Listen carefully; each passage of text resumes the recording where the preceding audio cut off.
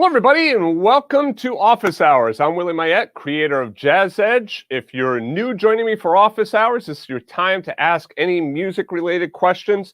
Feedback on playing is reserved for members only, and that happens every Tuesday during coaching.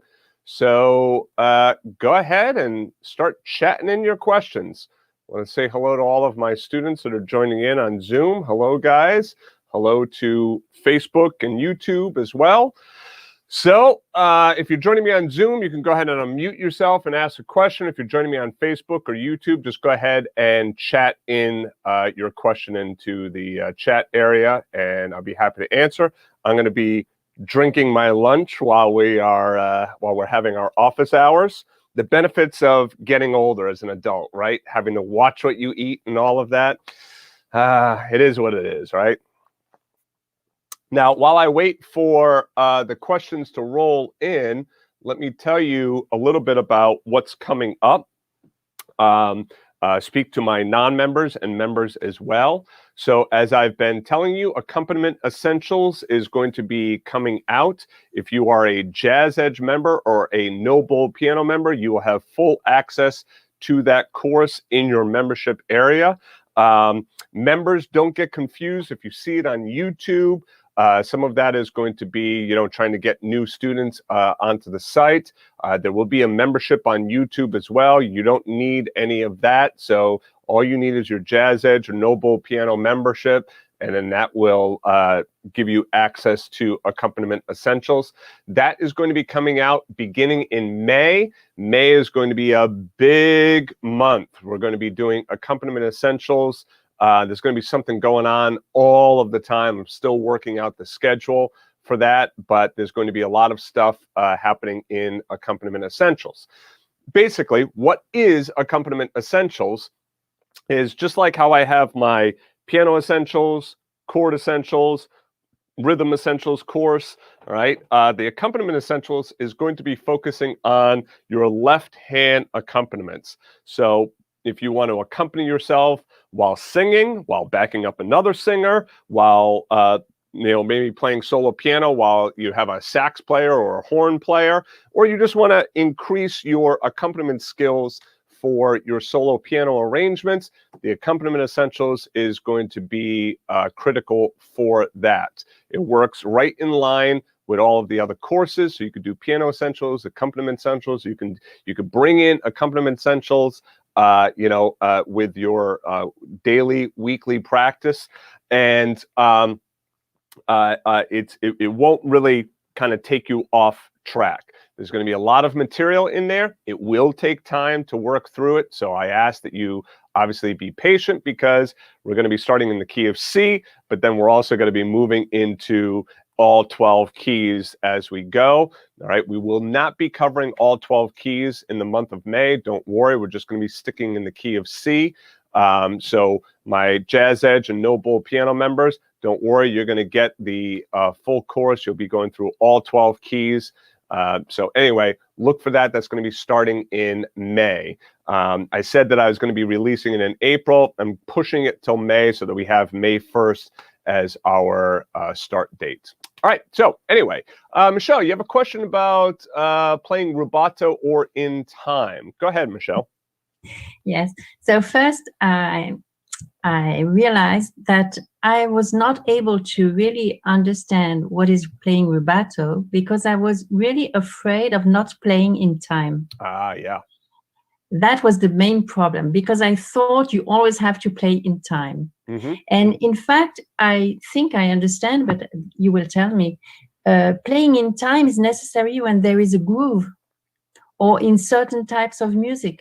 Is it correct? Well, typically, okay, look at it this way. Rubato is a snapshot of the full song. Typically, right, you're not going to play an entire piece rubato. A lot of times that might be an intro or an ending, or it might be a section of the song if you're playing with a group.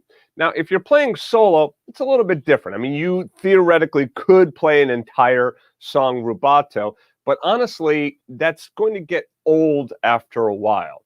So typically in music, you're playing in time, whether it be a slow tempo or a fast tempo, it doesn't matter. I'll give you a for instance. I was rehearsing with the band last night here in the studio, and there's an introduction that we're playing, and the bass player and I are playing it together, and basically each of the chords, kind of like doing like a head nod so that they know, when to come in with the chords. For instance, let's just go into, let's keep it simple. Let's go into the key of C. And let's say that our song is going to be a typical 1-6-2-5, right? Right, so that's going to be, once we get into the song, it's going to be our 1-6-2-5. For the intro, maybe we start with like a 3 to a 6 to a 2 to a 5 until finally we come in with time. So the introduction might be something like this.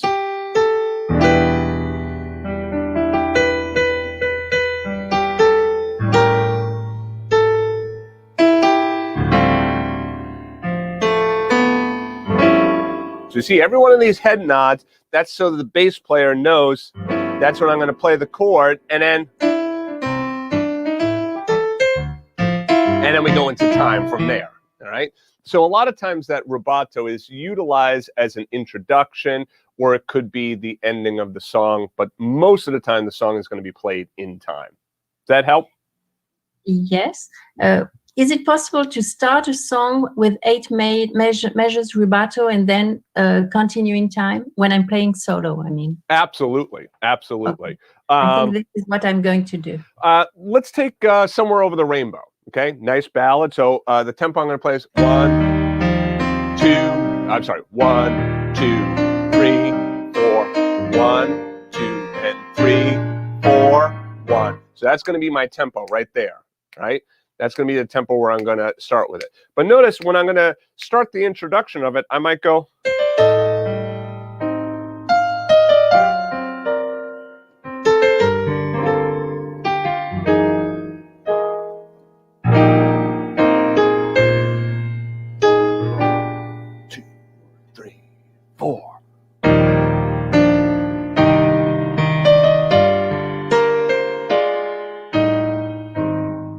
So you see that in the beginning there, it's all out of time.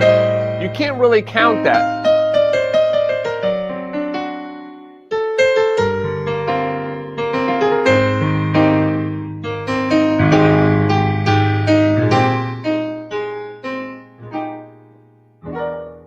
Right? There's no time yet, but now I'm in time.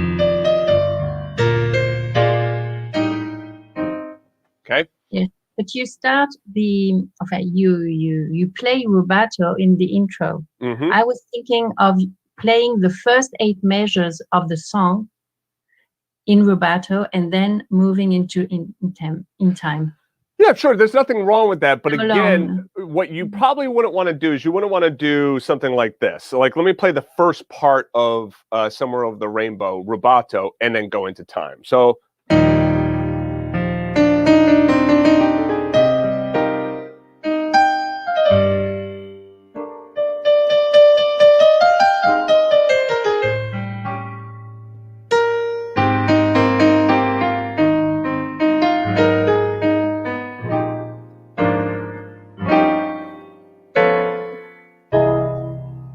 Right? So like.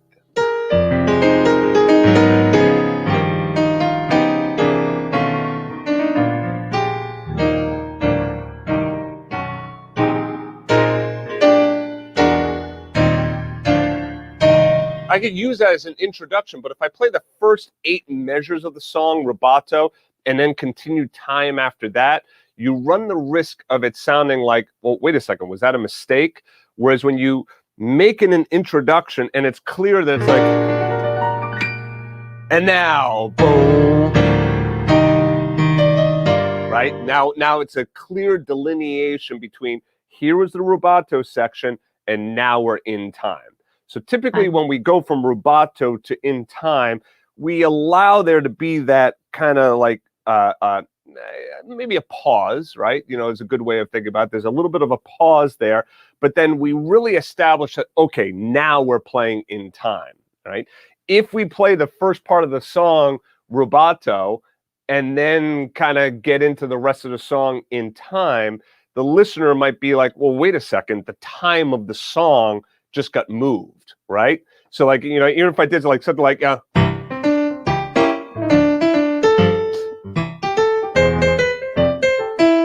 right? So ain't misbehaving. If I do like the first part of this,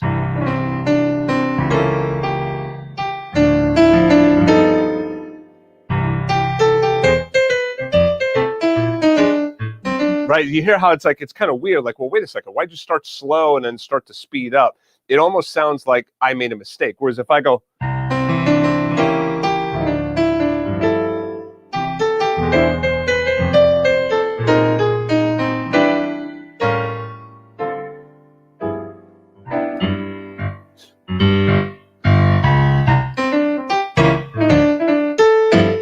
right? Can you hear that? There was that little delineation.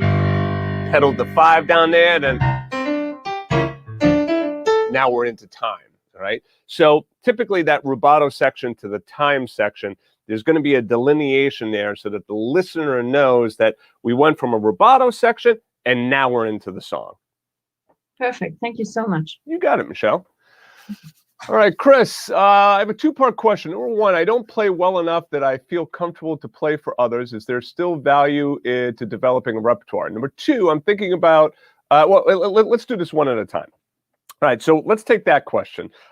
Great question, right? So Chris doesn't feel like he plays well enough right now that he is going to be playing for others. So should he bother to develop a repertoire? Absolutely, because at the end of the day, right, I've said this many times before, people want to hear music, right? They want to hear songs. They don't care about listening to you like, oh,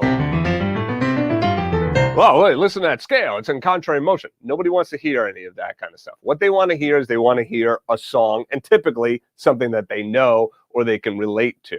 So just because you don't have the skill set right now certainly doesn't mean that as you're practicing more and more and more, you're going to start to get that skill set. So what I would suggest for right now is, you know, I can see that the next part of the question has to do with standards by the dozen.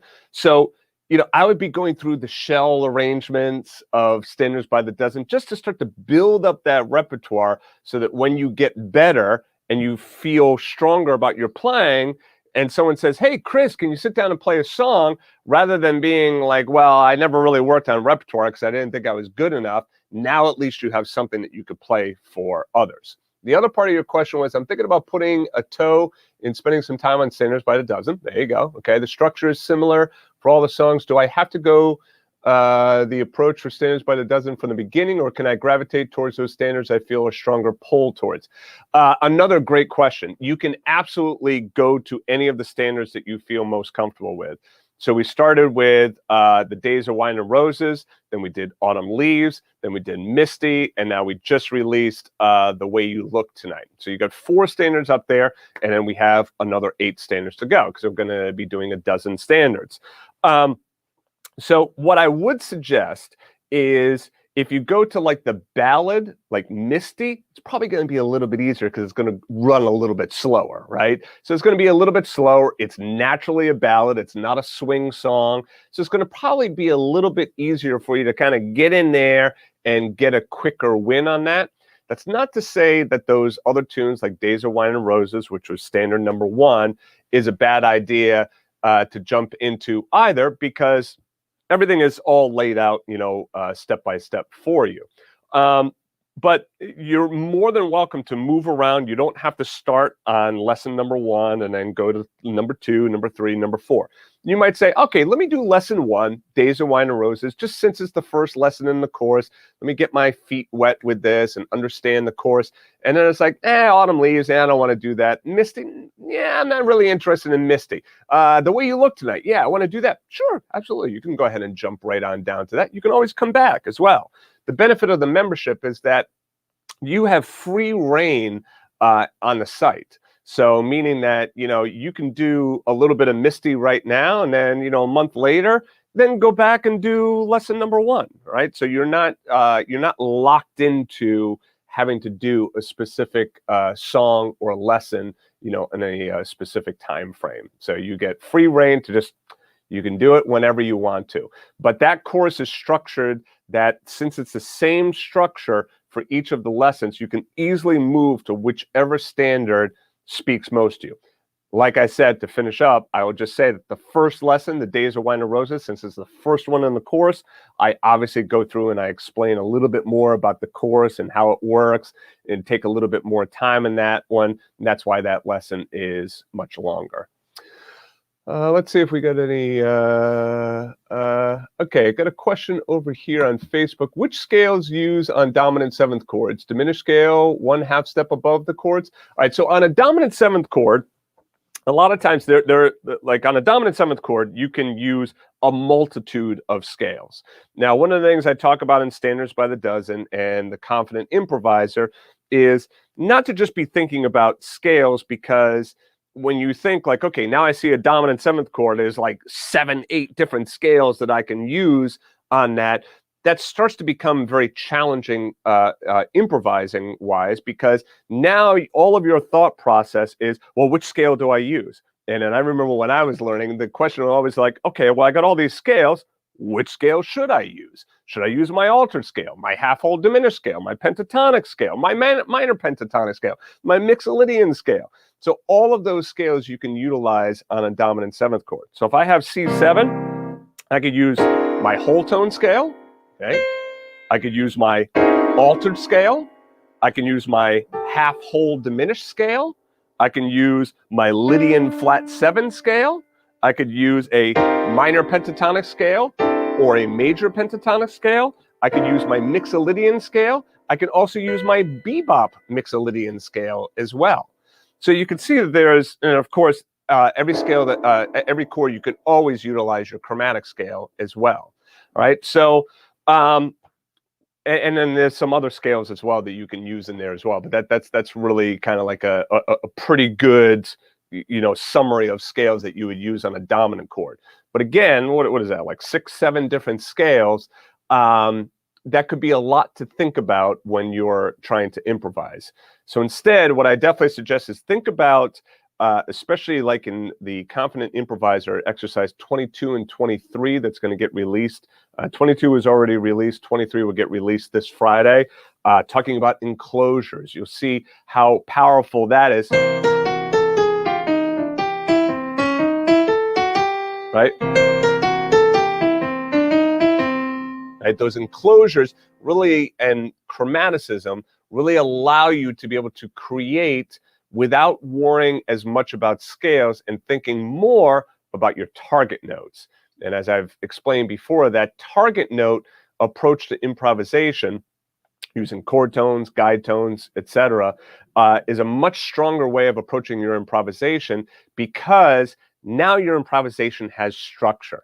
The reality is this: when you have a progression, if you're not hitting some of those key notes on each of those chords, it's very easy for your improvisation to sound very floaty because you're not defining the harmony. So I definitely suggest take a look at exercise 22 and 23 in the Confident Improviser. Great question. Ciao, Marco. How you doing? Nice to see you there as well. All right, Rena had a question. I came to the course with only a basic understanding of theory, so I'm starting at the Essentials key of C. I have a question about chord tensions. It was said that there is only one note missing in the set of all the notes that could be played in the C7 chord, which is the B natural. I don't see where the F natural comes into the picture, only seeing it in the F minor, C minor 7th chord. Am I missing something obvious? No, each chord has certain tensions that work on that chord. I'm going to give you a trick right now, which is a nice way of thinking about your tensions. Take whatever chord you're working on. In this case, let's take C major 7th. What you do is you go up a major 9th above each of the chord tones. All right, we're not going to do it on the 7th though, just on the first 3 here. So that's 9, sharp 11, and 6. So 9, sharp 11, and 6 work on that major 7th chord. If we move to C minor 7th, what do you have? 9, 11, 6. Right? When you have the C dominant 7th chord, again, that's 9, sharp 11, 13, And then the dominant sevenths, we can also add in our sharp 9, flat 9, and flat 13 as well. Let's see if I can mash those all down at once. Just about. There you go. Okay. So all of those work on that dominant seventh chord. So the tensions, again, if you're beginning with improvisation, from an improvisation standpoint, I wouldn't worry too much about the tensions from an improvisation standpoint. Typically, we're thinking about those tensions when we're thinking about creating chord voicings, right? So if we have our C7 chord, we might have our 9 and our 13, right? If it's a C minor 7th chord, we might have our 9. Maybe we add in 11 as well. Okay, if it's C major 7th, add in 9. Maybe we crush the 6 in there as well. Something like that. Okay, so on the chord voicings, those tensions have a lot more meaning. Not to say that we don't utilize tensions in our improvisation. That's not what I'm saying. But what I like to do is kind of dole out information to you so you don't get overwhelmed, all right? So rather than thinking about tensions on improvisation, for right now, just think about your chord tones, think about your guide tones, think about your scales, think about your enclosures, that kind of stuff when it comes to improvisation. When it comes to your chord voicings, that's where the tensions come into play more. I would definitely suggest start with the 9th. The 9th is like the holy grail of chord tensions because it works pretty much on just about every single chord, right? Or at least the 3 main chords, the major 7th, minor 7th, and dominant 7th, right? When it comes to a minor chord, yeah, you can add in the 11th. When it comes to a major chord, if you want to try messing around with the sharp 11, sure, that would be nice as well. When it comes to dominance, well, now it's kind of sky's the limit. You can throw in the flat 9, sharp 9, flat 13, stuff like that. If you take a look at the TCI inspiration lessons, you'll see that we do a lot of rootless chord voicing work, both in shells, guide tones, 4-note rootless chord voicings, and then also 3-note rootless chord voicings, which are going to be focusing more on in exercise number 23. So chord voicings, yeah, think about tensions. Improvisation, don't worry about tensions at this point, in the game. Right? Gustavo, on Standards by the Dozen, the way you look tonight, any particular reason why you use the 5th instead of the flat 13 or 13 on the D7 flat 9 chord in measure number 10? No, I mean, and I believe I said that in the lesson as well. And that D7 flat 9, I just used the 5th. I could have easily put in flat 13 if I wanted to. I probably wouldn't have put in 13 and flat 9. Sometimes, you're going to be a little bit cautious with that, and you're going to think about where are you heading chord-wise in order for the natural 13 and flat 9 to work. But flat 13 would have worked just fine, right? Remember, again, on these, especially on the dominant 7th chord voicing, when it comes to those tensions, there's no one way in which you have to play those chord voicings. On a dominant chord, I might decide to add in the 5th. I might decide to add in the 13th. I might decide to add in the flat 13. Sometimes it's a theory decision. Sometimes it's an ear decision. Sometimes, in this case, it was A minor 7 flat 5, D7 flat 9, the G minor 7. Notice I just kept the A there so that it's just that one motion going on, right? So a lot of those dominant 7th chords, the tensions that are chosen are really just personal choice. I also want to make sure that when I'm teaching these lessons that I'm not always utilizing the same tensions, because I don't want you to think that, oh, what says flat 9, I have to have my flat 13 in there. No, you don't have to have your flat 13 in there. It's absolutely fine if you play the 5th in there as well, all right? So you want to get adept at playing around and choosing different ones. But what you can do is try adding in the flat 13. Do you like that sound? If you like that sound, then go ahead and use that sound. Nothing wrong with doing that. I tried both, and on this particular place, the 5th sounds better. I was trying to understand if there was any theory reason behind it, if it was about voice leading or the melody note or something, or or it just happened? Yeah. No. So, and that brings up a great point. That remember, at the end of the day, like we have, music theory, right? Like all of this theory, and we apply music theory to a song, but then the ultimate test or ultimate decider is always this, right? It's always, what are you hearing? What do you like the sound of? So in that case, I'm assuming that probably when I wrote it, I was just like, oh, I like that sound better, right? And then you came to the same situation as well. So sometimes, like I said, there isn't always a theory decision that you can say like, okay, no, I'm going to do that. You can, but sometimes it just doesn't sound the way that you want it to sound. So you decide to change it a little bit. That's some of the gray area in the chord voicings. Yeah. Okay. Thank you. You got it. Let's see here. All right. So next question from Leslie. Okay, Leslie, I came from a classical background and everything I play sounds so legato. How do you make it sound jazzier? All right, well, the main difference between classical and jazz, right? I mean, a lot of times, at first blush, a student might say, oh, it's the harmony, right? That's the big difference between classical and jazz. The reality, though, if you kind of take a look at like some Bach and some other classical composers, especially more contemporary classical composers, you'll see that some of the harmony is quite interesting. The Chopin Etude that I played the other day at that concert, it's very interesting. Some of that harmony in there, right? In a way, it almost could sound jazzy to some degree. So the main difference between jazz and classical is the rhythm. Right? That's really what you want to focus on. I would say going through the Rhythm Essentials course would be good so that you understand the vocalization approach. I absolutely, without question, recommend that you take a look at the vocalization approach and that you learn how to vocalize the rhythms, because what that's going to do is it's going to take it from here and bring it to here, right? It's going to bring it to your body, your voice. You're going to feel that rhythm more because, as I've said before, if you can sing it, you can likely play it. So that's the first place to start. If you want your playing to sound jazzier, definitely take a look at the rhythm. If you're new to jazz, there's a couple of lessons and courses I would definitely suggest taking a look at. Take a look at the No Bowl Guide to Jazz Piano, the beginner.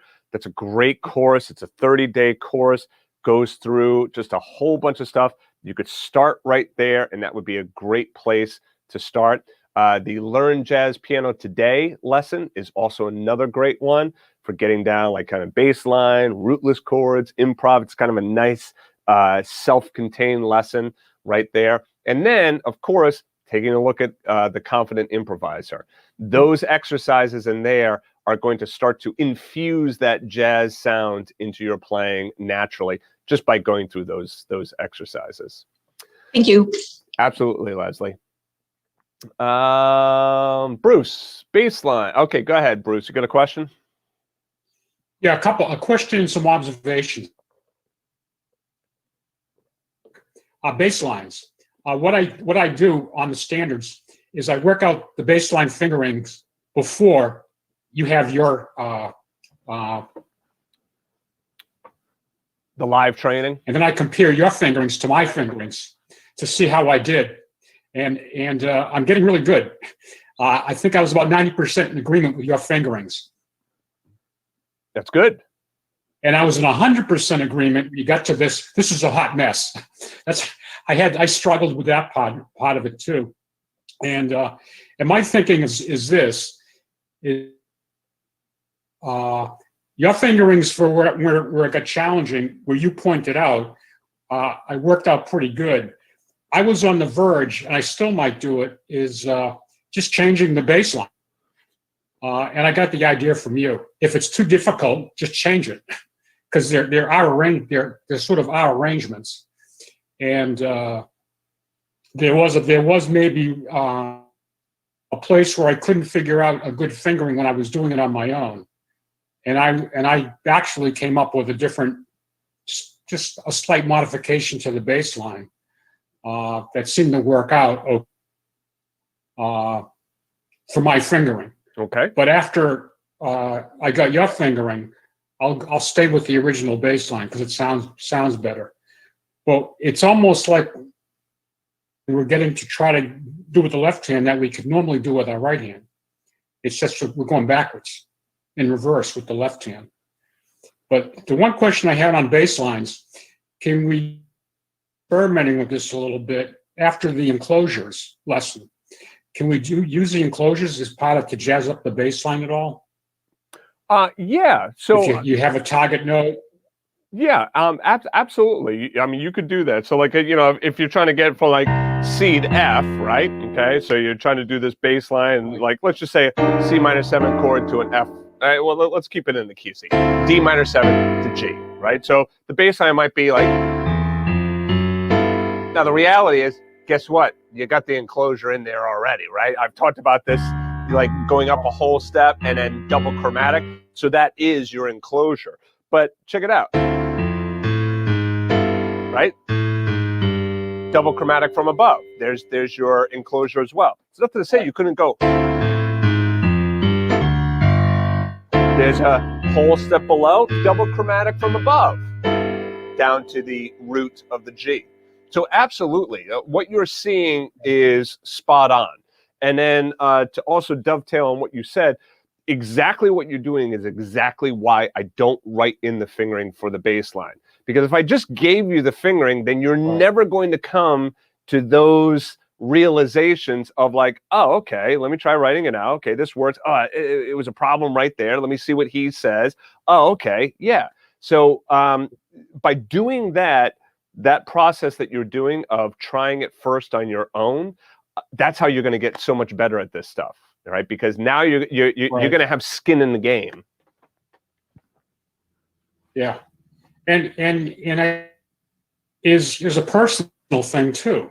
I mean, some fingerings, like I may be more comfortable using my third finger or my thumb, as you may be comfortable your second finger or something when it comes to stretching or whatever, because our hands are different. But I was happy because we were pretty close on most of the tunes. So I feel pretty confident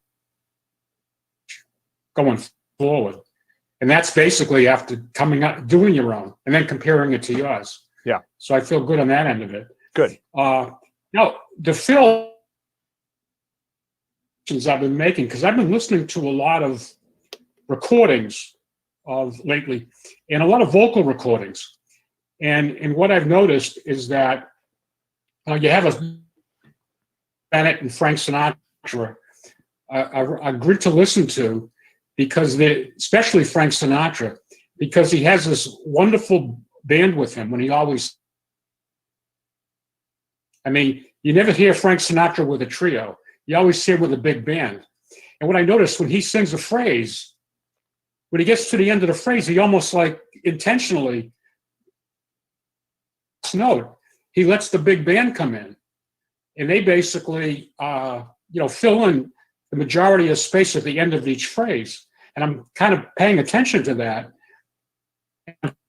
Now, when I look at a chart, like you said, you got to do something with the long notes.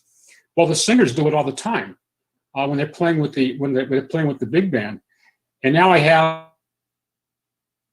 when I'm listening to for The Way You Look Tonight and different vocalists, I'm getting a lot of good ideas for fills from all different types of instruments and big bands, not just, and before I was just listening to piano recordings. Yep. But now I'm kind of broadening that and picking up so much more as far as types of fills, what's the phrasing, especially with vocalists. Yeah. Well, and that's great that you're noticing those whole notes. They kind of almost cut it short. Yeah, it's great that you're noticing that, because there is a definite difference between vocalists and instrumentalists. Now, obviously, like with a piano, I mean, I could do this all day. I don't have to take a breath at all, right? So, I mean, I could just keep playing. So a vocalist, shares the same similarity as a horn player. But even with a horn player, it's very difficult for a horn player to realistically be able to get in the same cracks and do the same thing that you could do with the human voice. And if we really kind of look at the big picture of this, the human voice is the first instrument. That was the first. It was the instrument that we were given, right? And we have had the human voice for years and years and years. And instruments, it's no secret that as instrumentalists, we, in many ways, are trying to imitate that voice, right? And that shows up in our phrasing, our dynamics, even our articulation as well. So it's fantastic that you're listening to not just piano, but listening to other instruments and the human voice as well. Some musicians don't consider vocalists as an instrument. I do. I think most definitely the voice is an instrument, just like any other. So that's great. Keep doing what you're doing. That's excellent. All right, moving on. Go ahead, Lloyd. Let's see here. Is there a reason that rootless chords sound more sophisticated? Let me do this here. Is there a reason that rootless chords sound more sophisticated in jazz, that we work towards using them? Is it more because of the alts you add to them? And why not just add alts to root chords? I could sum this up pretty simple for you. The reason that you work on rootless chords is that typically in a jazz environment, you are going to be playing in a group, right? Jazz is very much a collective undertaking, right? Especially when it comes to improvisation. It's a lot of like throwing the ball and then receiving it and like kind of working off of other musicians. So with that in mind, if you have a bass player down there playing the roots, well, why play the root in the chord, right? So instead of just like playing a C7 here and now trying to add in a 9 with the root down here, we get rid of that root because the bass player is already doing that. So then we have our guide tones, and then at that point we decide, all right, well, maybe I'll put in a 9th, maybe I'll put in flat 13 in there, right? Maybe I'll put in 9 and 13, 9 flat 13, sharp 9, or sharp 9 flat 13, right? Flat 9 flat 13, whatever it is, whatever tensions that we want. So those rootless chords allow us to bring in those tensions in our chord that we wouldn't realistically be able to do if we played the chord with the root. Now, if we go back to the C7, I'll give you a little anecdote. When I was first learning jazz piano many, many moons ago, I remember seeing C9, okay? And I remember hearing like, okay, well, that means you add the 9th. And I remember thinking, how in the world am I going to add the 9th? And I think like, okay, and I knew 9 was 2, so I'm thinking like, okay, I add it right there. Well, that doesn't sound very good, right? Like to do that. So then I'm thinking like, all right, so how am I going to do this? So then I thought, well, I got ginormous hands, so, that's what I do, right? I do that. But guess what? Even with my hands this big, that doesn't feel comfortable, right? So when you take out the root, what does it do? It makes it, again, much more pianistic and much more comfortable for you to be able to reach these chords while having the benefit of being able to bring in those tensions.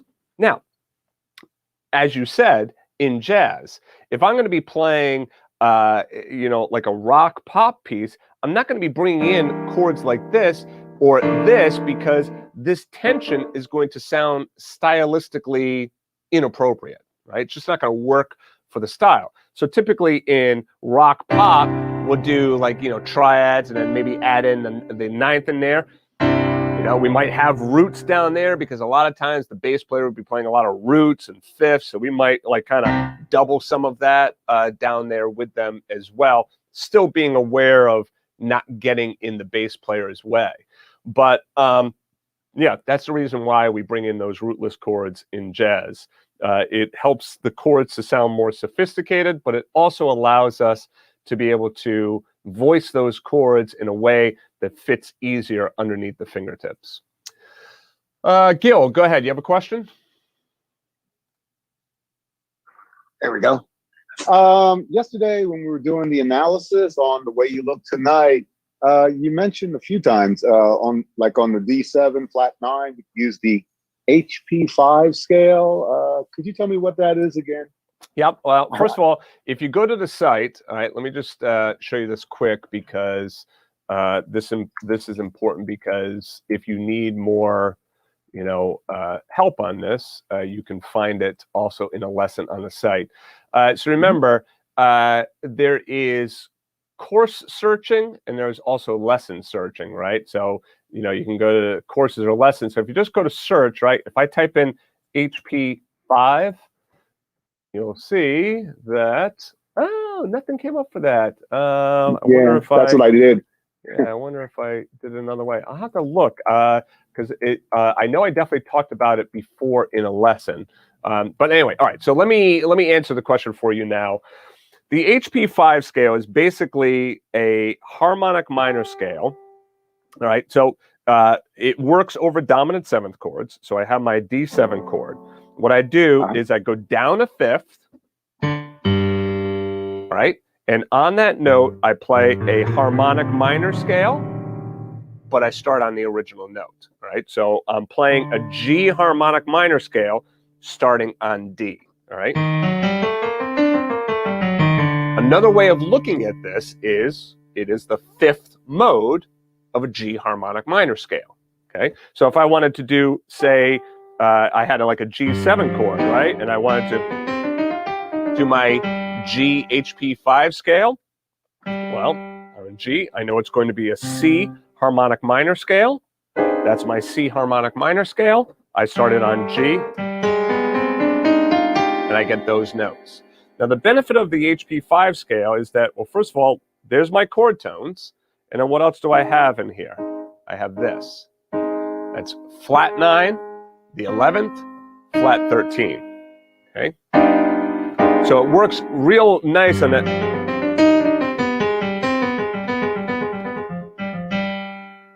It works really nice on those dominant 7th flat 9 chords.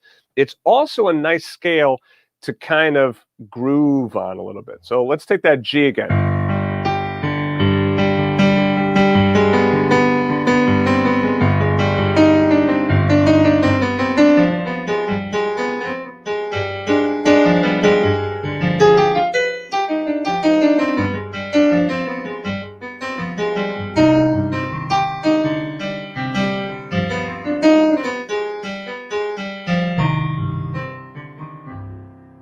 See, I can kind of groove on that G chord, play that harmonic minor scale, and it gets a very, very unique sound because of that interval. Right? And it's a little bit different than, say, just like your altered scale.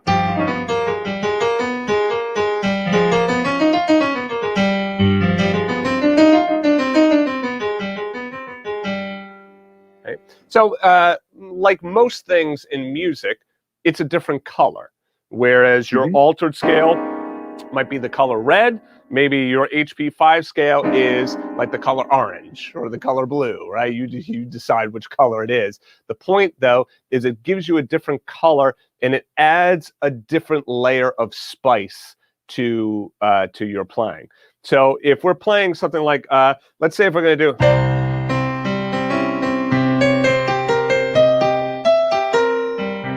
forever since I played this tune. All right, so if we're taking Caravan.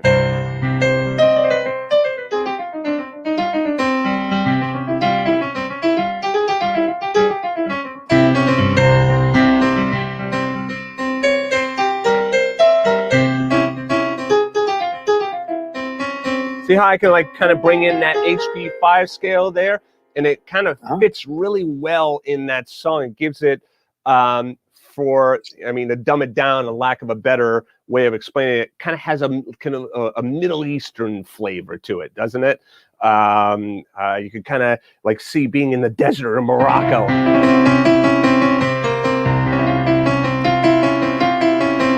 Right, so it just, again, it's just a different spice, different flavor to it.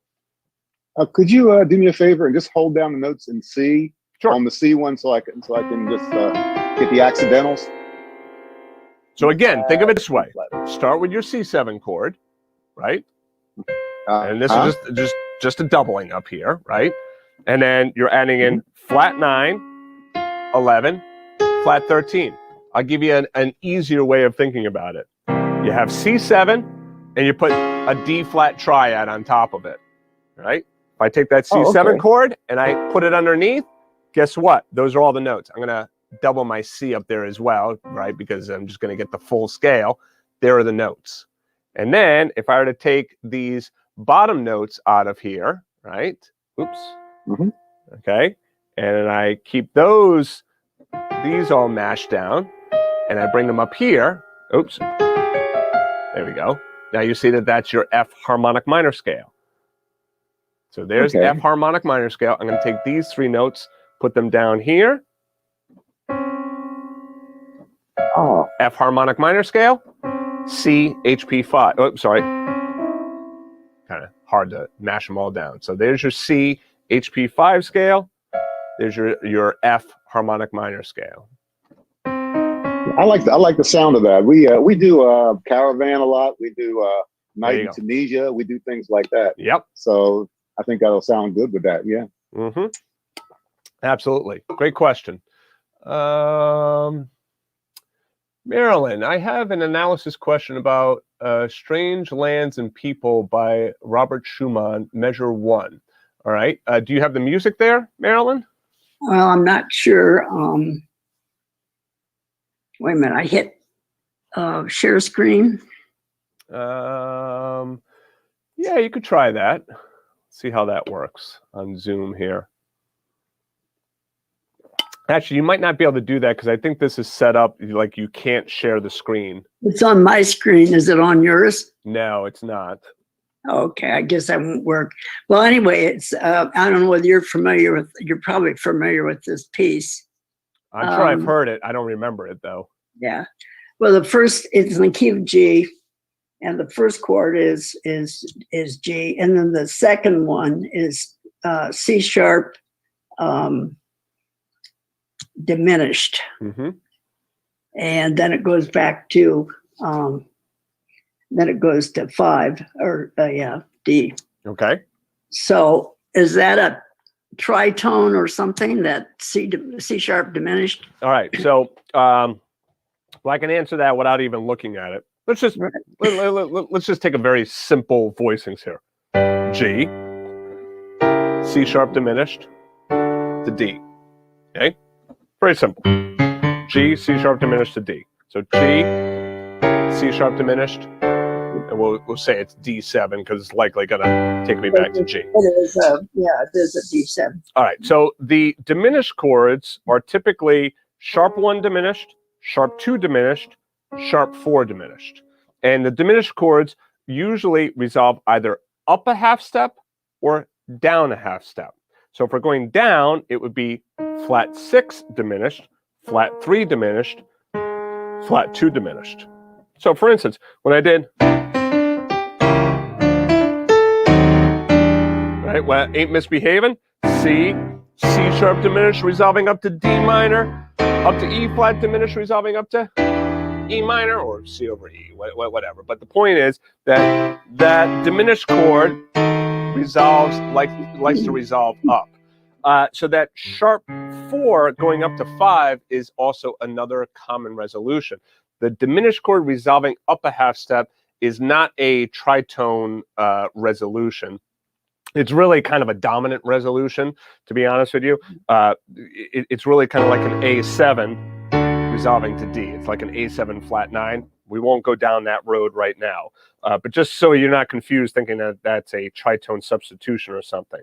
So where this gets really neat is, you know, if I want to just play, let's again move to the key of C, just to make it easier to visualize the harmony. Let's just say I want to do things like, you know, I have a 1 to a 4 to a 5 to a 1, right? So a C to an F to a G to a C. But I want to kind of spice this up a little bit. Well, check out what I could do. 1, right? Up to E diminished, which is a half-step resolution, right? Up to F, okay? F sharp diminished up to G, B diminished up to C, and I could go A flat diminished back down to G, right? Or A flat diminished up to A minor. So those diminished chords are very nice passing chords, and they're usually utilized as that passing chord function, right? Again, like C to E diminished to F, or C, F sharp diminished to G. Now, I will tell you, you can also get that same diminished sound by using an alternate bass. So rather than playing it as E diminished, you could play it as C with E in the bass, then going to F. Rather than playing it as F sharp diminished, you could play it as D with F sharp in the bass. So let me play both ways so you can kind of hear the differences.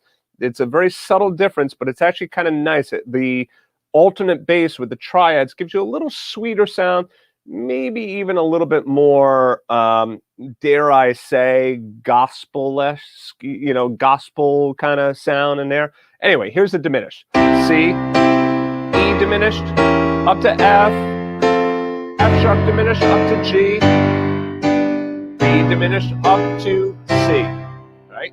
Now with the alternate bass, C, C over E to F, D over F sharp to G, G over B to C.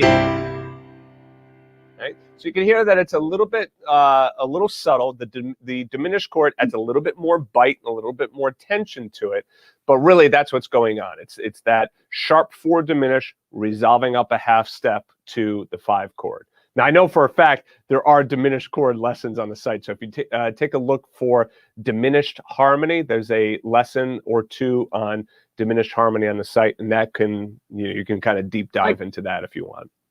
So I call this a 4 diminished then when I write. Sharp 4. Sharp 4 diminished. Sharp 4. Because I'm going to use this piece as so I can transpose. I'm trying to transpose it in different keys. So, yep. So I was trying to analyze it. Yep. First. Sharp 4 diminished is what you're looking for. Okay. Thank you. You got it. All right. Let's see if there's any other question. Raph had a question. Is G7 sharp 5, okay, the same thing as G7 flat 13? Yes and no.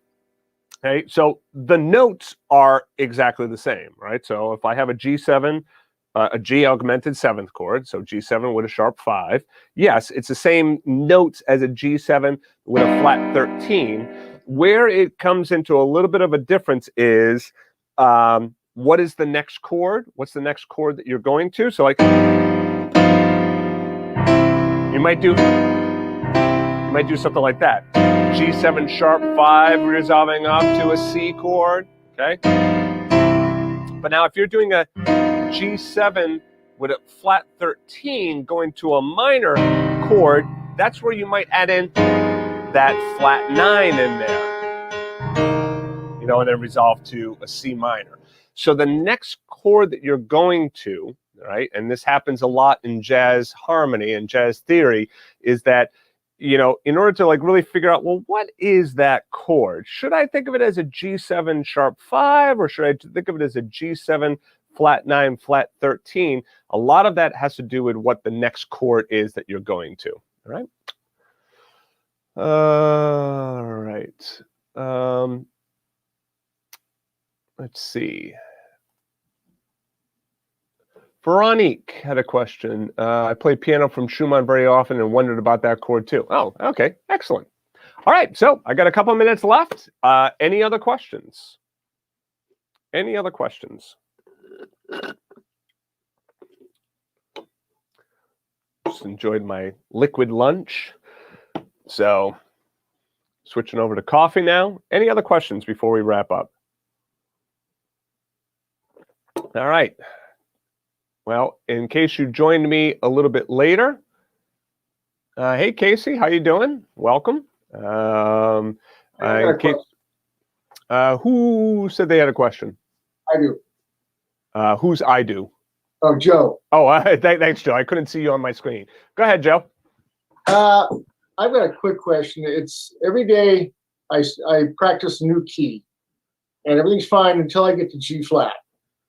And I can't figure out if I should look at it as G flat or F sharp. It's kind of just a mental thing. And do you have any suggestions? It's like, it's almost easier to think of it in F sharp than G flat. But then I also always practice the minor scale. And then when you start getting like double flats and double sharps, it's just naming it becomes just a real headache. Yeah. Yeah. So typically I look at that as G flat. I look at that as D flat versus C sharp. Okay. Sure. So typically I'll think of it as like G flat major versus F sharp major. But a lot of it has to do with also like your accidentals. So if you think of G flat, there's G flat, A flat, B flat, C flat, D flat, E flat, F, and then G flat. If you think of it as F sharp, then it's F sharp, G sharp, A sharp, B, C sharp, D sharp, E sharp, F sharp, right? So both of them are, well, first of all, both of them are equally challenging. That key is not the easiest key to deal with. I can't say that there's any benefit necessarily one way or the other. It's really whatever is easiest for you. I will tell you this though as well, and take what there's if I could have a warning sign, there would be a big flashing warning sign that I'm going to give to you right now. Take what I'm saying very carefully with a grain of salt. Someone will listen to this and listen to it out of context and get the wrong idea. What I'm going to say to you is that, if you're moving into all these different keys, do you have to play in G flat? I mean, it really depends on ultimately what your goal is, right? If playing in G flat is just busting you up and it's causing you a lot of frustration, well, then maybe, like moving a song into the key of G flat isn't necessarily necessary, right? So this whole idea that you got to play everything in all 12 keys, well, yeah, that's great, right? In a perfect world, absolutely. But if there's time and frustration involved in there, then maybe it's like, you don't worry about G flat right now. Now, that's moving tunes into the key of G flat. Now, when it comes to like learning your G flat chords, which I think this is what you're talking more about, well, obviously you got to know the G flat chord or the F sharp chord. You can't be like, oh, okay, I don't play any chord any song that has a G flat major seventh or an F sharp major seventh in there. Obviously that's, unsustainable. You need to know those chords. But just kind of think about that in your head. Like, what is the end goal? What is it that you're doing? Do you need to be going into this key? If you're just looking for the benefit of moving into other keys, if something like that is, if you're getting derailed there and that's holding you back, okay, or causing you frustration, then I would say, all right, then just move on from that for right now. All right. If it's just like, it's bothersome, but I can get it. All right, then just work at it and you'll get there. But you understand where I'm going with that? Yeah, no, I agree. And it's like, I just want to be not fluent, but I want to know all 12 major keys. Absolutely. But, part of my practice, each key is I'm doing the rootless chords. Yep. So like you said, I have to know the chords. Yeah. So yep. I know I can get through it. It's a tricky key. That's all.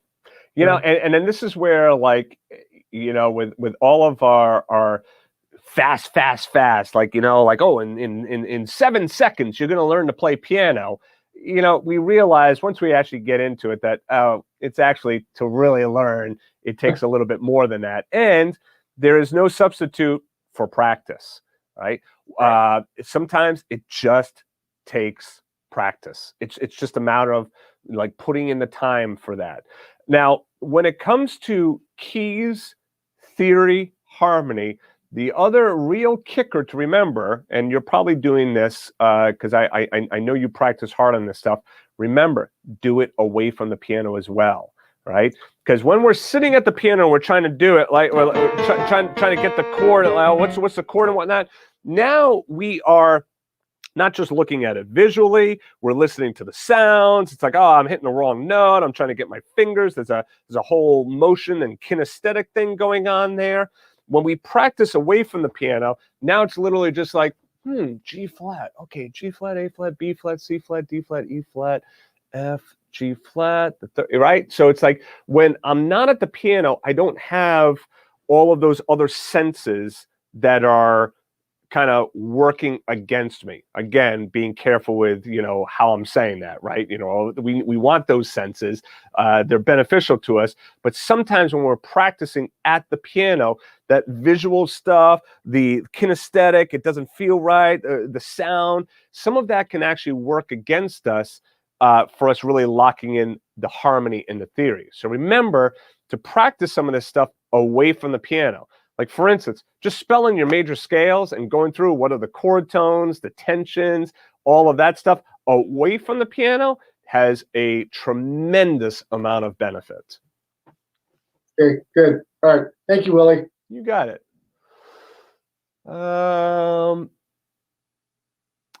So Veronique said, we work with a lot of major scales and chords related, but then many songs I like are written in minor and I feel lost with the functions and progression of chords. All right. First of all, there is lessons on the site on minor harmony. The thing to remember with the reason that we do so much work on major, right, is because once you really have down the major scale, okay, like I mean, like have it down, like the major scale, it's relatively easy to get to the relative minor because the relative minor is literally just a major scale starting on a different note, right? So remember, the difference between the major scale and the relative minor scale is if you go up to the sixth note of the major scale and you run that scale on the sixth note, so C major, if I go up to the sixth note, which is A, now that's my natural minor scale, my relative minor scale, right? And then that's A natural minor, right? So it makes it a little bit easier once you really have down that major scale. That's why we do so much work on the major scale at first. You will notice that the natural minor scales are listed in Piano Essentials as well, so you can refer to it there as well. But take a look at some of that minor harmony lesson, and then again, some of it will just, sometimes it just takes a little bit of time to really seep in and get that full understanding of, of the different harmony. All right. Casey asks, what keyboard do I have? This is a Yamaha DGX 640. That is the piano that I'm using, a digital piano. All right. So anyway, that's it. All questions answered. Thank you guys very much for joining me today. So as a reminder, if you came in later, just remember the Accompaniment Essentials is going to be released in May. If you're a Jazz Edge member or a No Bull Piano member, you don't have to do anything. It's going to show up on the site. You're going to see it in the live training and all of that.